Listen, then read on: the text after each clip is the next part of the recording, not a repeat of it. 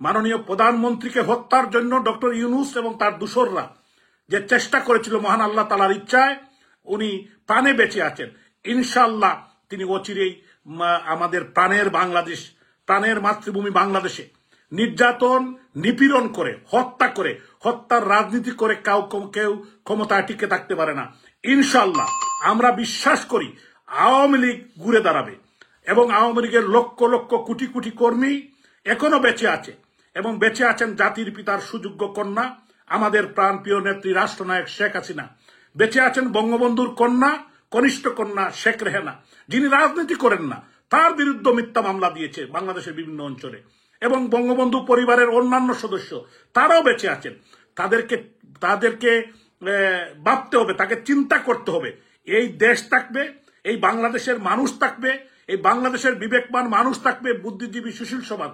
আমি সমস্ত দেশবাসীকে, যারা বিবেকবান মানুষ, আমি আহ্বান জানাতে চাই, আজকে যে কার্যক্রম, যে খুন খারাপি, ডাকাতি, ছিনতাই এবং বিশেষ করে শিক্ষক, বুদ্ধিজীবী সুশীল সমাজ, নির্বাচিত প্রতিনিধির উপর যে হামলা মামলা নির্যাতন শুরু হয়েছে, আমি মনে করি যে এখন প্রতিবাদ করা শুরু করতে হবে।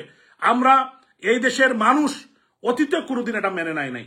আজকে এরকম কোন অতীত ইতিহাসে, বাংলাদেশের 50 বছরের ইতিহাসে এরকম নির্যাতন নিপীড়ন আমরা পৃথিবীর কোনো মানুষ এটা দেখে নাই, কোন সভ্য মানুষ। ডক্টর ইউনূস উনি উনাকে ন্যায়বান নীতিবান মানুষ মনে করেন। উনার চোখে কি লাগে না? উনার সামনে বোনের সম্ভ্রমহরণ, মাকে টেনে খুন করছে, নির্যাতন করছে, রেপ করছে, ডাকাতি করছে, মানুষ হত্যা করছে, মানুষকে জ্বালিয়ে মারছে। অনেক গড় থেকে 24টা 20টা 10টা লাশ, 5000 পুলিশকে হত্যা করেছে এবং আওয়ামী লীগের হাজার হাজার নেতাকর্মীকে হত্যা করেছে। এই নির্যাতনের বিচার বাংলাদেশে একদিন হবে ইনশাআল্লাহ, ইনশাআল্লাহ, ইনশাআল্লাহ।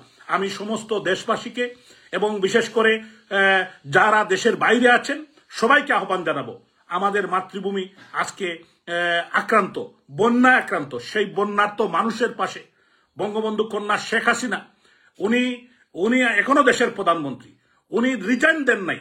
উনাকে জোর করে হত্যা করার জন্য গণভবনে ঢুকে আপনারা দেখেছেন কি করেছে। আজকে এর প্রতিবাদ করতে হবে, এই জোরালো প্রতিবাদ করতে হবে এবং এদের বিরুদ্ধে সোচ্চার হতে হবে। আমরা যখন মরবই তখন আমরা এই মরার প্রতিবাদ করেই মরব।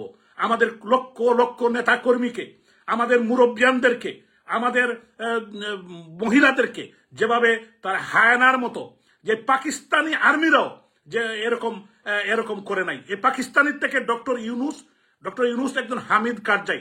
আপনারা অনেকেই হয়তো আফগানিস্তানের কথা মনে আছে, এরকম ডক্টর ইউনূসের মতো হামিদ কারজাইকে তারা ক্ষমতায় বসিয়েছিল, কিন্তু সেই ক্ষমতা বেশি দিন ধরে রাখতে পারে নাই।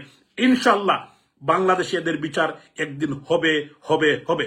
আমি আমাদের প্রাণের সিলেট, আমার সম্মানিত সিলেটবাসী আমাকে ভোট দিয়ে নির্বাচিত করেছিলেন। আমি জানি আপনাদের এই সন্তান, আপনাদের জন্য আমি কিছু করতে পারি নাই, কিন্তু ইনশাআল্লাহ এই মাটির জন্য, সিলেটের মাটির জন্য, এই হযরত শাহজালাল শাহপরানের পুণ্যভূমি, এই সিলেটের মানুষের জন্য আমি আমার জীবনভর, আমি আমার পরিবার, আমি কাজ করে যাব। এবং আপনারা আমার জন্য দোয়া করবেন। যারা আমাকে হত্যা করতে চেয়েছিল, আমার উপর মিথ্যা মামলা দিয়েছে, আপনারা আমি সিলেটের আমার যারা আপামর জনগণ, সিলেটের বিবেকবান সাংবাদিক, বুদ্ধিজীবী, অন্যান্য দল যারা করেন, আমি কারোর প্রতি কোনোদিন কোনো অন্যায় করি নাই। আমি নির্বাচিত প্রতিনিধি হিসাবে, আপনারা আমাকে ভোট দিয়ে নির্বাচিত করেছিলেন, আমি যতদিন চালিয়েছি আমি সবাইকে নিয়েই চালিয়েছি। আজকে আমার বিরুদ্ধে চাঁদাবাজি, মার্ডার, যত ধরনের মিথ্যা মামলা, আমার বাড়ি জ্বালিয়ে দিয়েছে।